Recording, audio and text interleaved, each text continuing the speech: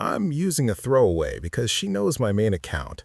I just need to get this out before I lose my mind.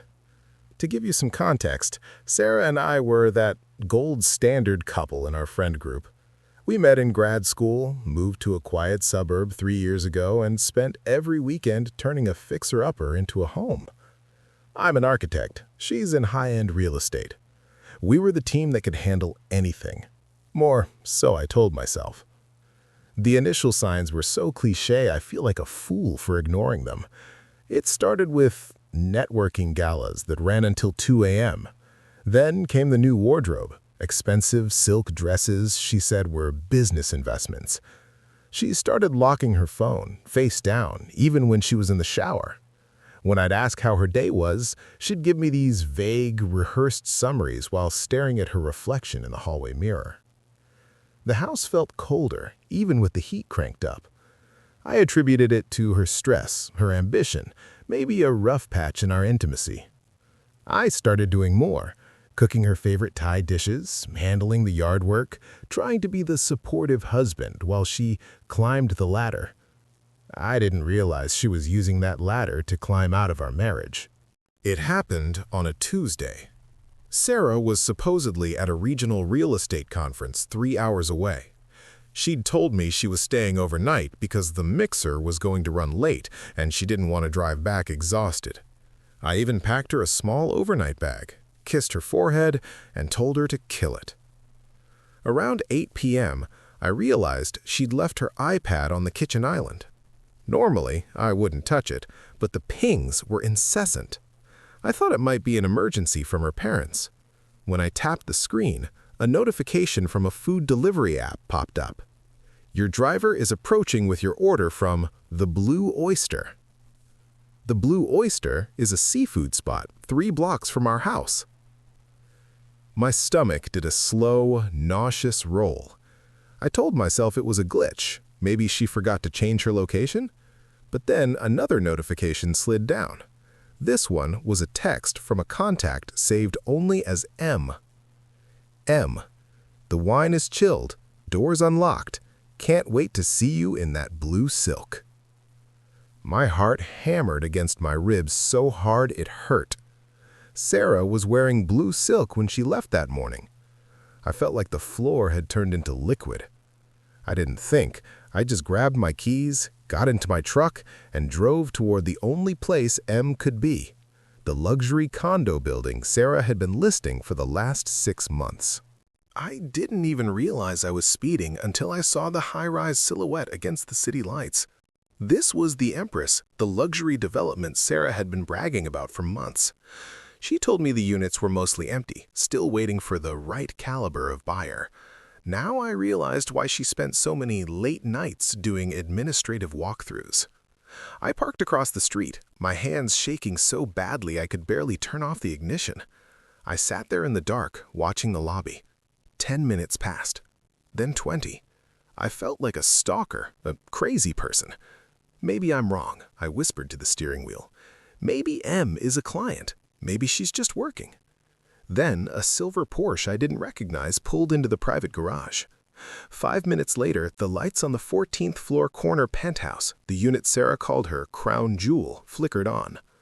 I looked at the floor plan she'd left on our dining table last week. Floor-to-ceiling glass. Even from the street, with the help of the street lamps and the sheer curtains, I saw a silhouette. It was her. I knew the way she tucked her hair behind her ear. And then a second silhouette, taller, broader, approached her behind. He didn't shake her hand. He didn't look at a contract. He wrapped his arms around her waist and she leaned back into him like it was the most natural thing in the world. The blue silk she was wearing caught the light for a split second before the heavy blackout curtains were swept shut. I didn't scream. I didn't cry. I just felt this sudden, terrifying coldness spread from my chest to my fingertips. I stayed in that car for 3 hours, watching a darkened window, realizing my entire life was a lie. I didn't storm the building. My hand was on the door handle, ready to rip it open and sprint to the elevator, but a cold, logical voice in the back of my head stopped me. "If you go in there now," she whispered, "she'll call security. She'll make you the unhinged husband. You need more than a silhouette. I drove home in a trance. I don't even remember the turns I took. I just remember the rhythmic thud-thud of the tires on the pavement sounding like a countdown. When I pulled into our driveway, the house looked like a stranger's home. The porch light I'd replaced last month was glowing warmly, mocking me. I went inside and sat in our darkened living room, staring at the front door. At 2:14 a.m., the garage door groaned open. I heard her heels click on the hardwood, that familiar rhythmic sound that used to make me smile because it meant she was finally home. She was humming a song I didn't recognize. She looked radiant, her hair slightly tousled, that blue silk dress shimmering under the kitchen lights. She didn't see me sitting in the shadows of the den at first. She went straight to the fridge, poured a glass of cold water, and sighed with what looked like pure contentment. "Long day?" I asked. My voice sounded like gravel. She jumped, almost dropping the glass. "Jesus, Mark, you scared the hell out of me. Why are you sitting in the dark?" "The conference," I said, ignoring her question. "How was the mixer? Did you get a good room at the Marriott?" She didn't even blink. It was exhausting. The Marriott was overbooked, actually, so they moved a few of us to a boutique place nearby. "I'm beat, babe. I just want to crash." She walked over and tried to kiss my cheek. She smelled like expensive cigars and a men's cologne that definitely wasn't mine. I didn't pull away. I just sat there, frozen, as her lips touched my cheek. It felt like dry ice, searing and freezing all at once. The smell of that cologne, something woodsy and heavy, was like a physical blow to my stomach. "The Marriott was overbooked?" I repeated. I could hear my pulse in my ears. "That's funny, Sarah, because I was just at the Empress." The silence that followed was absolute. It wasn't the silence of a quiet house. It was the silence of a vacuum sucking the air out of the room. I watched her eyes. That radiant glow she'd walked in with vanished, replaced by a sharp, calculating flicker. "What were you doing at the office at 1 a.m., Mark?" she asked. Her voice was steady. Too steady. She was already pivoting, trying to find a way to make me the suspicious one. "I wasn't at the office. I was in the parking lot across the street," I said, standing up. My legs felt like lead. "I saw the light in the 14th floor penthouse. I saw you in the blue silk, and I saw M." She let out a short, sharp laugh, a sound I'd never heard from her before. It was cold, mocking. "You followed me? Are you serious? Mark, that's unhinged. M is Marcus. He's a high net worth developer. We were closing a massive deal. It's a private listing. We needed discretion." "Does discretion usually involve him wrapping his arms around your waist from behind?" I snapped. "Does it involve him telling you he can't wait to see you in that dress?" She flinched then. The lie was caught in her throat. For a second, I saw a flash of the woman I married. Guilty, terrified. But then her face hardened again. She put her glass of water down on the counter with a deliberate clack. "If you're going to be this insecure every time I try to advance my career," she said, her voice dropping to a whisper, "then maybe we have bigger problems than a late-night meeting." She tried to walk past me towards the stairs. I grabbed her arm, not hard, just enough to stop her, and the dam finally broke. I didn't let go of her arm. My pulse was a frantic drumming in my fingertips, and for a split second I expected her to cry, to break down, to tell me it was a one-time mistake fueled by champagne and ambition. I was begging for a lie I could almost believe. Instead, she wrenched her arm away and looked at me with a coldness that made my blood run like slush. "Don't touch me like I'm a criminal, Mark," she hissed. The guilty wife persona had evaporated, replaced by something sharp and jagged. "You want the truth? Fine. Marcus isn't just a developer. He's everything this fixer-upper life isn't." She gestured wildly at our kitchen, the backsplash we'd tiled together, the breakfast nook where we'd planned our future. To her, it looked like a cage. "It's been 8 months, she said, her voice dropping to a flat, conversational tone that hurt worse than a scream. 8 months of him taking me to dinners that don't involve coupons. 8 months of feeling like a woman instead of a project manager for your perfect little life. He doesn't ask me about the mortgage or the leaky faucet. He actually sees me. The room tilted. 8 months. While I was painting the guest room for a baby we hadn't conceived yet, she was in a penthouse with a man who saw her?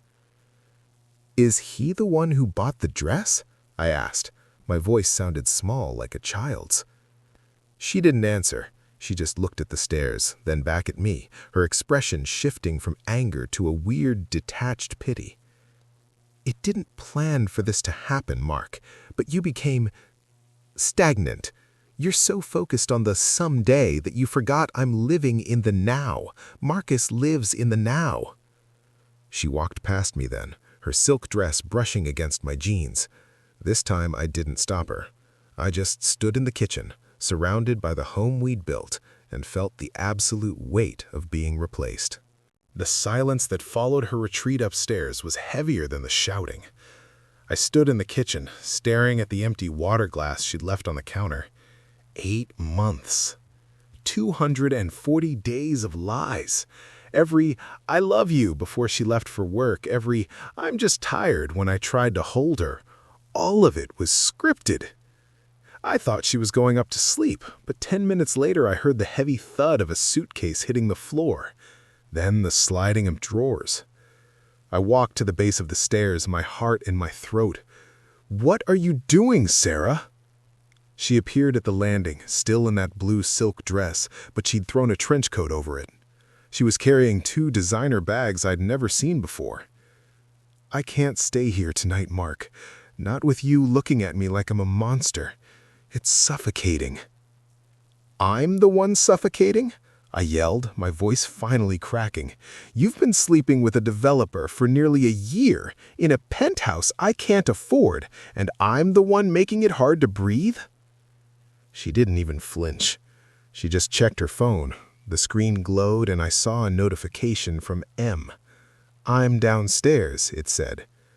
She brushed past me, her perfume, that sweet, cloying scent of betrayal filling the hallway. She didn't look back at the photos of our wedding on the wall. She didn't look at the dog's empty bed in the corner. She just opened the front door and walked out into the humid night air. I followed her to the porch, watched her heels click down the driveway we'd power washed together last spring. A silver Porsche, the same one from the Empress, was idling at the curb. The door opened. A man stepped out to take her bags, and for a split second, our eyes met across the lawn. He didn't look guilty. He looked like he'd just won a trophy. The taillights disappeared around the corner, and I was left standing on my porch in my socks, shivering in the middle of summer. I didn't sleep. I sat on the sofa watching the sun bleed through the curtains, illuminating the dust motes in a house that suddenly felt like a museum of a dead civilization. I kept waiting for a standard Reddit moment, a text saying, "I'm sorry, I'm coming home." But the silence was absolute. At 8:30 a.m., my phone finally buzzed. It wasn't Sarah. It was a notification from our joint banking app. Transfer of $45,000 from high-yield savings to external account, checking 4412, successful. My heart skipped a beat, then plummeted. That was our house fund, the money for the roof, the emergency fund, the money for the nursery we were supposed to build. It was almost everything we had in liquid cash. I scrambled to my laptop, my fingers fumbling over the keys. I logged into our portal, only to see the screen refresh. "Access denied. Please contact your administrator." Should change the passwords, not just for savings, but for credit cards and utility portals. She wasn't just leaving, she was scorched earthing the entire landscape of our lives. Then came the second blow. A knock at the door. I expected her, maybe coming to get more clothes. Instead, it was a guy in a windbreaker holding a manila envelope. "Mark Thompson?" he asked, looking bored. "Yeah?" "You've been served." I looked down at the paperwork. Preliminary divorce filing, emergency petition for exclusive use of the marital home. She hadn't spent the night crying in Marcus's arms. She'd spent it with a lawyer, sharpening her knives while I was still trying to figure out how to breathe. I sat on the bottom step of our stairs, the manila envelope heavy in my hands. The legal jargon was a blur, but the dates, those hit like physical punches. The petition was not drafted this morning.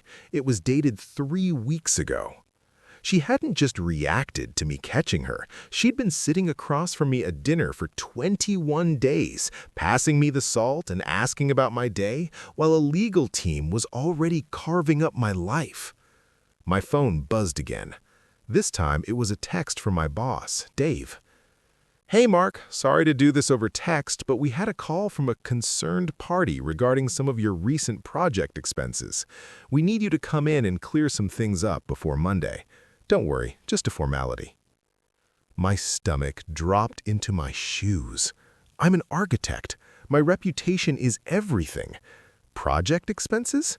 I hadn't filed an expense report in months. Then I remembered.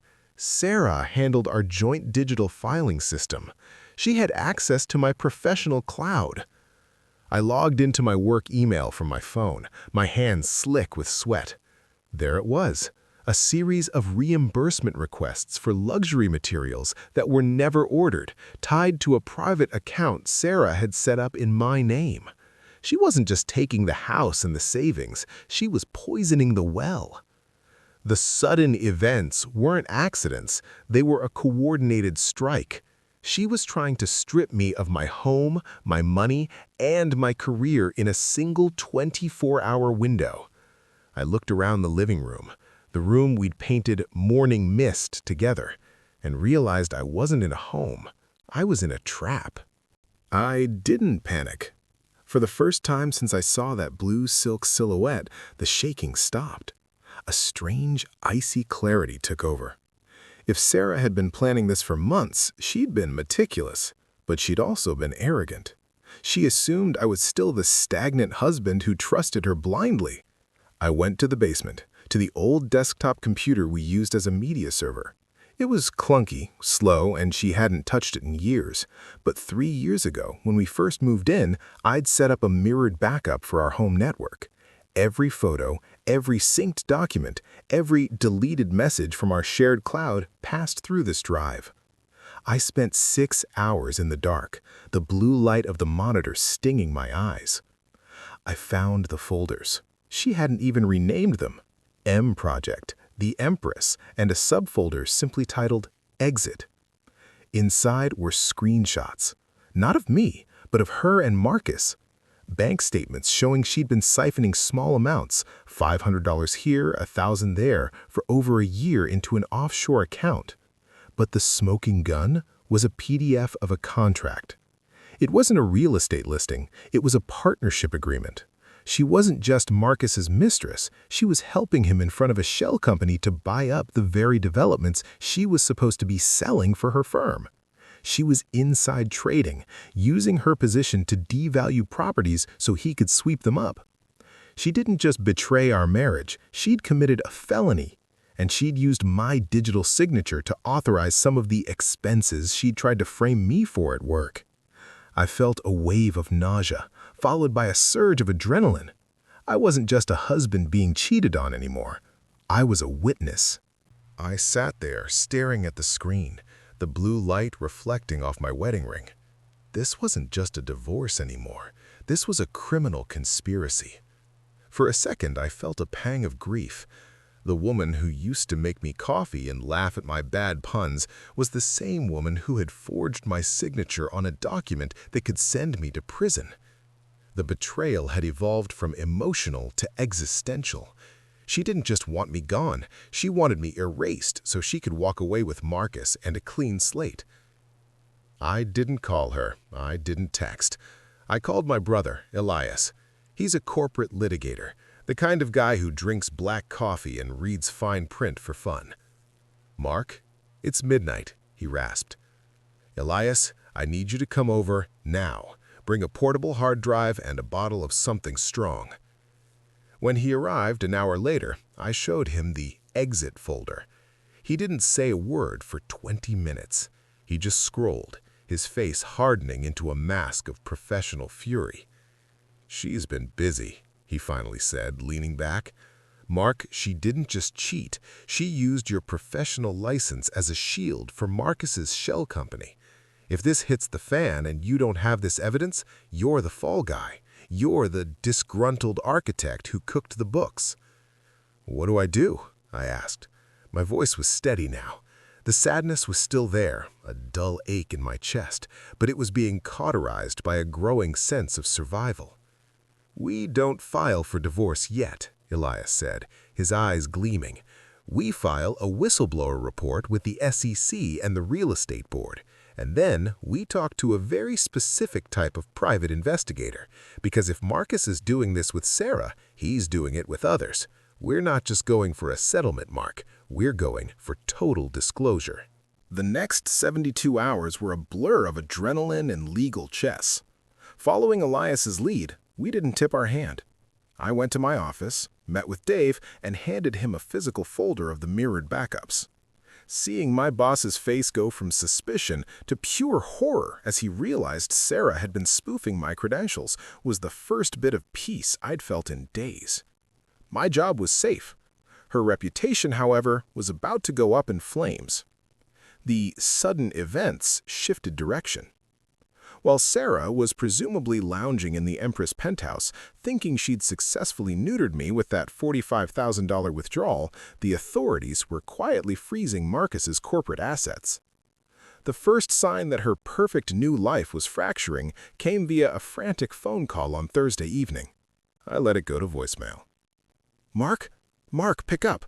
Why is my company card declined? And why are there people at the Empress asking about the Section 8 filings? Mark, if you did something stupid to get back at me, you're ruining both of our lives." Her voice was high, pitched with a frantic edge I recognized from when she'd lost her keys, except this time she'd lost the floor beneath her feet. An hour later, a video doorbell notification popped up on my phone. I wasn't home. I was staying at Elias's. I opened the app to see Sarah standing on our porch. She wasn't in blue silk anymore. She looked disheveled, her trench coat wrinkled, her eyes red-rimmed. She was pounding on the door of the house she'd tried to legally evict me from only days prior. Behind her, the silver Porsche sat at the curb, but Marcus wasn't getting out to help her. He was on his phone, his face shadowed, looking like a man who realized he'd brought a liability into his bed. I watched the doorbell feed in silence. I didn't yell through the speaker. I didn't rush home to savor her panic. I just watched her realize that the locks had been changed, not out of spite, but by a court-ordered security firm Elias had contacted after the whistleblower filing. She sat down on the top step, the same step where we'd taken our housewarming photo 3 years ago. She looked small. The power player who had mocked me in our kitchen was gone. Marcus's Porsche pulled away from the curb without her. He didn't even wait for her to get back in. That's the thing about people who build their lives on greed. They don't stay for the wreckage. My phone buzzed. A text from her. "Sarah. Please, Mark. Marcus kicked me out of the suite. The firm put me on administrative leave. I have nowhere to go. I'm sorry. I was lost. Can we just talk? For us?" The "for us" hit me like a physical weight. There was no us. There was a man who worked himself to the bone for a future, and a woman who had dismantled it for a thrill and a paycheck. I finally typed back. My hands weren't shaking anymore. Me. "The $45,000 you took was transferred back this afternoon by the bank's fraud department. The evidence of the shell company is with the SEC. Don't come back to the house, Sarah. Your things are in a storage unit. The key is with your lawyer. I'm done being your project manager." I blocked her number. I felt a sudden, sharp pang of grief, not for her, but for the girl I'd met in grad school. She didn't exist anymore. Maybe she never did. The weeks that followed were a strange, quiet blur. The sudden events had slowed to a steady, rhythmic drip of legal updates. Marcus was under federal investigation, and Sarah had moved into a studio apartment she could barely afford. Her career in real estate essentially over. The Empress was no longer a palace. It was a crime scene. I spent my evenings back in our house. It was too quiet.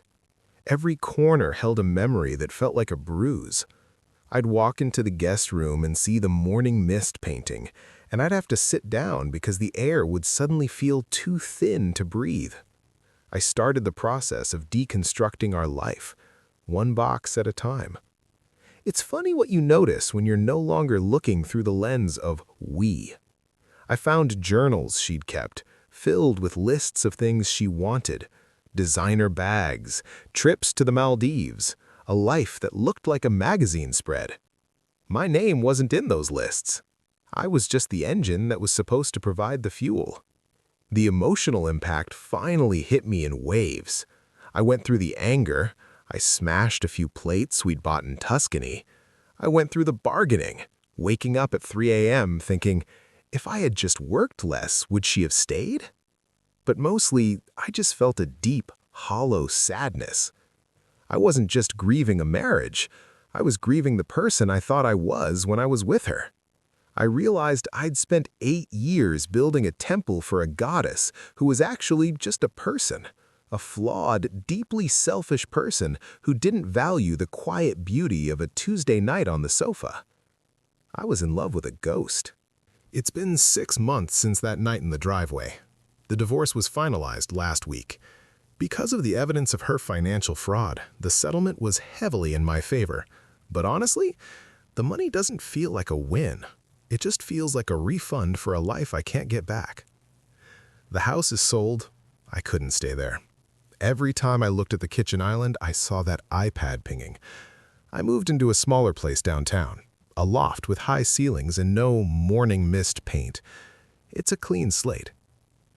Looking back, the biggest lesson I learned is that loyalty isn't a debt people pay you back for. I thought because I was a good husband, I was immune to betrayal. I thought my effort acted as a shield. But you can't control another person's integrity, no matter how much Thai food you cook or how many fixer-uppers you build for them. If you're reading this and you're noticing those glitches in your own life, the hidden phone, the sudden change in wardrobe, the coldness that feels like a physical wall, trust your gut. Don't be the supportive partner to a ghost. Investigate the silence. I still have bad days. I still see a blue silk dress in a store window and feel a momentary hitch in my breath. But I'm building again. This time, I'm not building a temple for someone else. I'm building a life for myself on a foundation that isn't made of sand. I'm an architect after all. I know how to handle the wreckage.